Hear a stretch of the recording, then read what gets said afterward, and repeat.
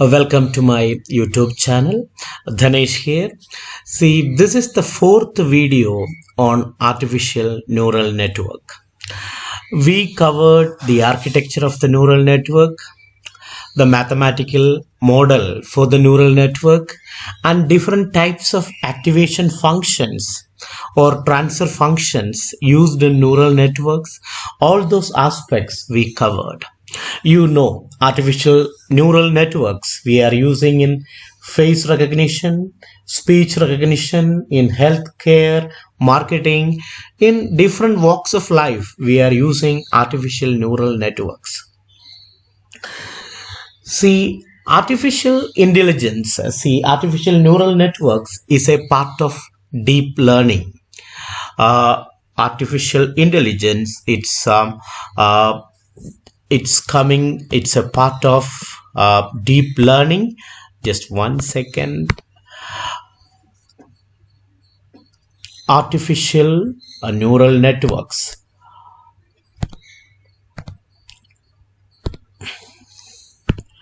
If you see artificial neural networks, it's coming inside deep learning. Deep learning is part of machine learning. You may be familiar with this, or I can draw it in a different way. Just one second. See, we have the superset. It is artificial intelligence. We will do like that. Sorry for that. Just one second. See, we have artificial intelligence. I will, these terms, it would be sometimes confusing, but it's easy. Artificial intelligence, then comes machine learning. Machine learning is a subset of artificial intelligence. Then comes deep learning. Deep learning is a subset of machine learning. Then you have the artificial neural networks. So this is the hierarchy. So you have the artificial intelligence. You know that artificial intelligence is the simulation of human intelligence processes. It is by the machines, or you can tell it is the intelligence demonstrated by the machines. Artificial intelligence is the intelligence. It is demonstrated by the machines. And machine learning, it's a subset of artificial intelligence. Here the machines are, we are training the machines to learn the data by using algorithms, mathematics, statistics. So we are using algorithms to train the machine to learn data. That's what we do in machine learning. See, deep learning, again, it's a subset of machine learning. In deep learning, we use, artificial neural networks to, learn the, data. And, this deep learning, we are using it for face recognition, speech recognition, all these aspects we are using in deep learning. We are using artificial neural networks. See, artificial neural networks, it's having a layered architecture. I already told you this is the architecture of the artificial neural network. It's having an input layer, there we feed the data, and it's having an output layer. There we will get the output. That is the output. We will get it in the output layer, and you have the hidden layers. There are multiple hidden layers. See, inside the hidden layer, the computation or the calculation happens. This is the simplest explanation for the architecture of the neural network. See, what I am trying to say here, it is the terms coming in, artificial intelligence and machine learning. Artificial intelligence is the superset, and artificial intelligence, it is the intelligence demonstrated by machines. In machine, and the next subset it's coming, it is machine learning. In machine learning, the machines are trained to learn data. For that, the machines are using algorithms, and statistics and mathematics. That is, machine learning. And deep learning, it's another subset of machine learning. And in deep learning, we are using artificial neural networks to understand the to do different processes like face recognition, speech recognition, etc. And an artificial neural network, it's having a layered architecture. It's having an input layer, it's having a hidden layer and output layer. In the input layer, there the input is given. From the output layer you can get the output, and in the hidden layer the computation or calculation happens. So this is the overall idea about deep learning, artificial neural network, all these aspects. But you need to understand here again, what about this artificial neural network? See, in this when we talk about the artificial neural network, see, you need to understand. Excuse me. See, to for face recognition or speech recognition, for example, we are using our model to read these numbers. For example, let it be 4. So 4 can be written in different ways. One person will write it in like this, another person can write the same letter like this. Some people will do like this as well. See, this 3 4, the if you see this the 4, the digit 4 is written in different way. So the process, but our from the light rays coming from these letters get into the our retina, and then again lot of processes are happening inside the eyes and inside the brain. So inside the the visual cortex. So how all these force, but we will all these different ways it's written, but we will read it as 4. So the process happening inside the visual cortex, it's really it is complex. So the same thing only we are trying to replicate in a neural network. So how we do this in our human brain? You have trillions of neurons. To do this process, you have we have trillions of neurons. We have neurons in our brain. So these neurons are interconnected by connection known as it is synapse. So these neurons and these connections, and the input of one neuron should be the output of one neuron should be the input of the next neuron. And how they are managing the trillions of neurons, they are doing a lot of things. They can identify the objects, the memory, our dream, how we do all these calculations. Lot of even we can be we are more creative. Human beings are creative. We can some story or some other people can inspire us. So these things, I think our artificial intelligence, it would be very difficult to get into those things, this creativity, those aspects these machines cannot learn. See, these neurons, how it's handled, if you think it's really a very, very complex thing.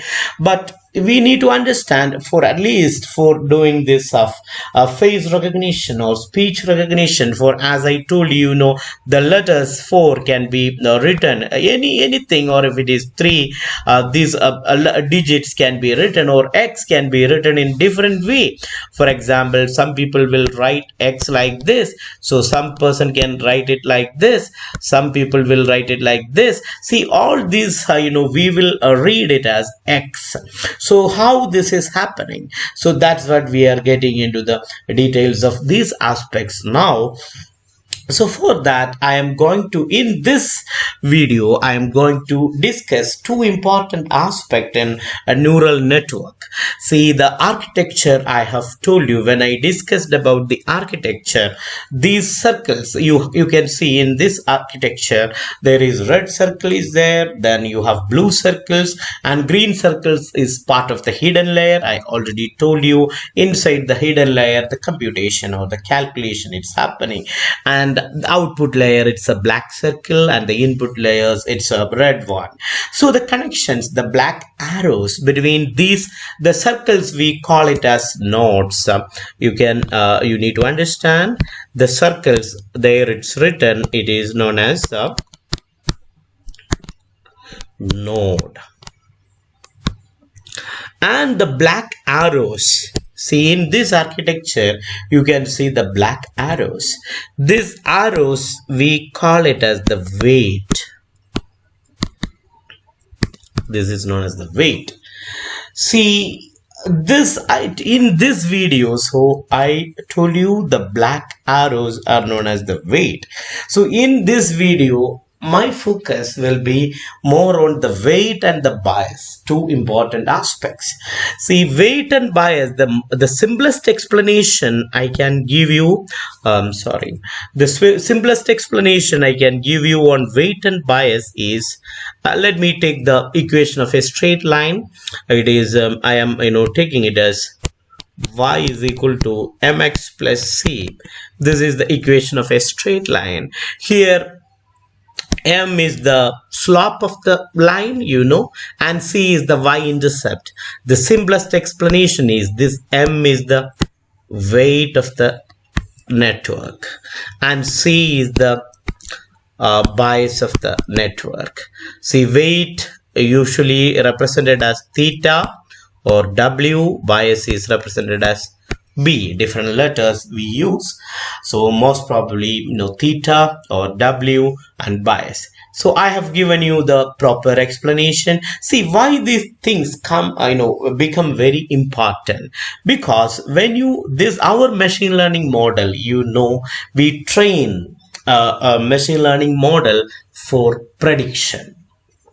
Am I right? So this is the process, right, that we explained it many times. We train a machine learning model for prediction. So let us assume that this is our model. This is our model. So if this model, see, we have data here, the data it is plotted here like this. It is like this. So if I want to make this model best fit for this data it is given here, I need to change, I need to the alignment of this model, this line is to be changed. The alignment of this line can be changed to fit the data perfectly. For that, two parameters we need to understand, that is the m in the equation y is equal to mx plus c. This m and c can be varied and you can make this line the best fit. See what is c here? C is here the y-intercept is 0, so you can change the model, you can increase the y-intercept like this, so you can change the model. So here the y-intercept, in the first line the y-intercept is 0, in the second line the y-intercept is this much distance, it is, I can tell you, OA is the y-intercept. So by making the y-intercept 0 or making it positive or making it even negative, you can change the position of this model, right? The alignment of the model, you can change it and you can make it best fit for your data and you can get a better prediction. So that's the important of the bias. Then what about the slope? Slope, so now this thing I think you understood. See, I can tell you once again, this is the first model. There the y-intercept is 0, the red color. After that I have make some variations. I am giving a positive intercept, that is this line, green line. Then after that I am giving a negative intercept, that is the blue line. I am drawing it like a blue line. So you have three lines here. One is the red line. There the intercept is 0. So by changing the intercept, by increasing or decreasing or making it positive or negative, you can change the alignment of our model, and you can make it best fit for the data. So that is the concept of bias. Now I am coming to the weight of the network. See, weight of the model. See, for that you need to understand,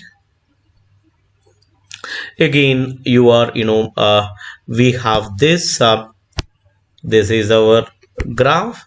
Let us assume that this is our model. So what is the in the line y is equal to mx plus c? What is slope? The positive slope is the tangent of the angle make with the positive direction of the x-axis. This angle theta, not this angle. This is wrong. It is with the negative x-axis. That is not the angle, the positive direction of x-axis, and we will take the tan of that angle. That tan theta is known as the slope. By varying the angle theta, the tan of the angle will also change. So you can make the model like this. So now the model becomes like this, the angle changed. Or you can decrease the angle, then the model is changing. So by varying this angle, you can the make the best fit. See, if your data is like this is the data, this is your data here, this is the points for your data. First you have come up with a model like this. This is your model. So is it that model is best fit for your data? No. Then again you have done different, you have gradient descent algorithms, different algorithms are there. So again you change the model like this. Is it the best fit for the data? No. So you can again come back to this model. This is like this. So this one, or again you can change the angle like this. So this line is it is the best fit for the data. So the data, it is scattered here, so it is this line. So this slope is the best one. So to optimize, see these two attributes. Now I told you only about the weight. Slope means the tan theta, we call it as the weight. So by optimizing the weight and the bias, you can come up with a best model for the neural network. So that's what I am telling you here. See, using the bias node is usually critical for creating successful learning models. So we have to for creating a very good learning model, the weight and bias should be optimized. So a bias value allow to shift the activation function to left or right. I told you, when you change the bias value, what will happen? The activation function, see, like this, it will shift. When again it is going like this, means it can it can change. The bias value will shift. What usually do is, when you changing the bias, the model shift, it changes the model to left or right. It shifts the function to left or right. So that is the important point. You can see it here. Even if, for example, I can tell you, I will give you more clarity on this. See, you have a model like this. So this is your model. So we are changing the slope, we are keeping it like that. The same. So this is the slope, this is the theta. So we are keeping it the same angle, and we are trying to change the y-intercept. So the y-intercept, when you are changing, it is to be this model, you can change it like y-intercept like this. See, the y-intercept like this you can change. So or you can change, you can increase it like this. So the variation of the y-intercept, when you make the angle theta constant, what it will do is it will shift the function left or right. See, when you are changing the angle theta, it makes the function more and more steeper. Or for example, when you change the angle, see this angle, this is our function, uh, this is your model, and this one, you can change this angle. When you change this angle, you are, the steepness, the function's steepness you are changing, it makes the function steeper. So the point you need to understand here is, that's really important. It is the weight.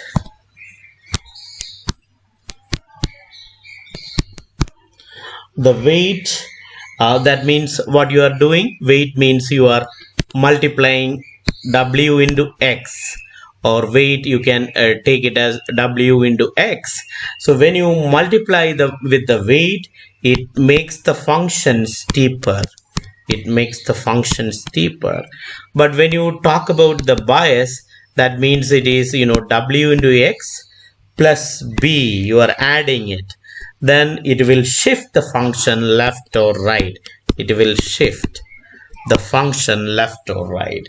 The weight makes the function steeper, and the bias shifts the function left or right. By optimizing the weight and the bias, you can come up with a best fit line. So that is the overall our aim. So a bias value to shift, allows to shift the function, activation function. A bias value allows to shift the activation function to left or right, and it helps getting the better fit for the data. So I am using the term activation function. We have discussed in the previous videos as well. Activation function is also known as transfer function. Activation function or transfer function. See, the activation function determines whether a particular node should be activated or not. That is the purpose of the activation function. See, activation function is also known as transfer function. It is denoted by the letter sigma. See, the activation function are used to introduce non-linearity to neural networks. That's what actually activation function do. The different types of the common activation function we use is a sigmoid function. Its value varies from 0 to 1. So it introduces non-linearity to the neural networks. And hyperbolic tan, its value changes from -1 to 1. So the value can be between -1 and 1. So it can introduce non-linearity to the neural network. For that purpose only we use activation functions. See, the activation functions exactly determines whether a particular node should be activated or not. That's the purpose of the activation function. Now from here what we understood is that by changing the value of the weight and bias, you can come up with by optimizing the value of weight and bias, you can come up with the best fit line. So for that, the weight, what it exactly do is it makes more steeper, the activation function becomes more steeper by adjusting the weight, and the bias can shift the activation function left or right. In neural network, the activation function defines if a given node should be whether a given node should be activated or not based on the weighted sum, the sum of all the weights. See, in the previous videos we discussed in a particular neural network, a particular node, if you see the first blue node, the circle represents a node. Here lot of total three black arrows are coming. Each black arrow determines the weight, so the sum of all the weights, that is, we call it as the weighted sum. So in a neural network, the activation function defines whether a given node should be activated or not, based on the weighted sum. So normally the weighted sum is denoted by the letter Z. So the weighted sum is denoted by the letter Z. So this is the weighted sum. So different types of activation functions are there. I already told you: linear function, sigmoid function, hyperbolic tan, ReLU. All these are activation functions we discussed in the previous video.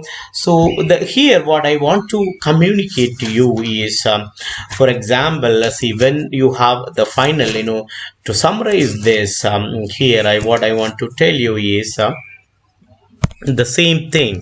I told you artificial intelligence, A is the superset. It is the intelligence, demonstrated by machines. The subset is machine learning. Here the machines are allowed to learn data by using, with the help of algorithms, statistics, and mathematics. And the next subset is deep learning. Deep learning is based on artificial neural networks. In artificial neural networks are inspired by human brain. So this is the, different terms we use in deep learning, artificial neural network. See, these things I already covered. And our deep learning or artificial neural networks are used in face recognition, speech recognition, healthcare, marketing, all these aspects. I told you, see. And again, to summarize, to conclude this, for example, if I am writing a letter like this, see, the 4 can be written in this way, some people will write this way, some person can write this way. So how our visual cortex identify all these letters are 4?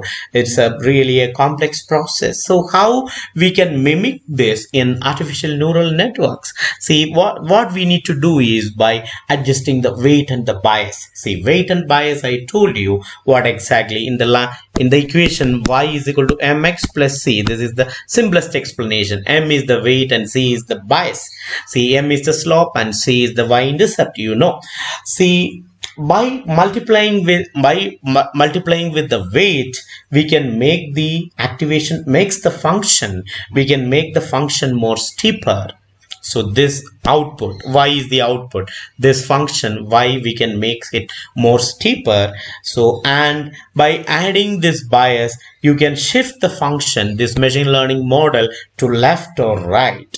See, by optimizing between this weight and bias, you can, read these letters. See, there are millions of, this weight. See, the black arrows represents, this is the simplest architecture. In a, complex neural network, there are, millions of nodes, and there are, millions of weight and bias. See, these black arrows are the weight, and the bias I didn't show it here. So in the previous videos, we have discussed about even bias as well. It is, the value for the bias is +1, and we will multiply with b, the weight of the bias, so that you can see it in the previous videos. See, by changing this, a value of this weight coming to the node, and again back propagating. See, if you come up with a output, and if it is wrong, what you will do is again the back propagation algorithm. So those things we are going to cover in the coming videos. Actually, we didn't cover till the back propagation algorithm and the mathematics behind that. It is a very important topic in neural network. We will be covering in the coming videos, so those parts will be covered. So here what I want to tell you is, by adjusting the weight and the bias in this neural network, you can understand whether this is 4, this is 4, this is like that. The neural network we can train the neural network, and it can come up with this correct prediction. So that's what usually happens in neural networks. And in our topics, it's see, we have covered the model architecture, mathematical representation of model, different types of activation functions, weight and bias we have discussed now in detail as well. Now the cause function, error function, and gradient descent, and the backpropagation algorithm. See, the maths behind the backpropagation algorithm and the implementation in Python. These are all the things remaining related to artificial neural network. So we need to understand how the cause function or error function and gradient descent uses here, and how we can backpropagate these things to make the prediction correctly. All these aspects we will be discussing in the coming videos. Thanks for watching.